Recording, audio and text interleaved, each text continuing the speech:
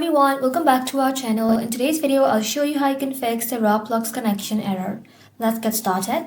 So for that, first of all, in the search bar, you need to go ahead and simply search for percentage local app data percentage and then hit enter.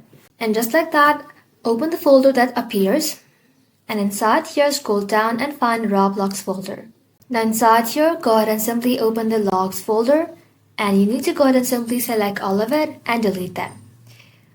And just like that, reopen Roblox to see if it's fixed. If not, you need to go ahead and simply search for settings. And then inside here, select apps. Now tap on install apps. And inside here, search for Roblox and then tap onto it. Just like that, simply tap on this tree line. Now tap on uninstall. Once installed, reopen the Microsoft Store and reinstall Roblox. After installation, open Roblox and check if it's working or not.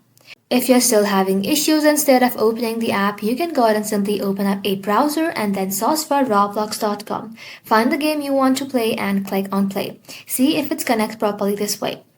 Also check for Roblox server status. If the servers are down, the issue isn't on your end. You'll need to wait until Roblox fixes it. That's it. Thank you all for watching. If this video was helpful, leave a like and sub, and I'll see you in the next one.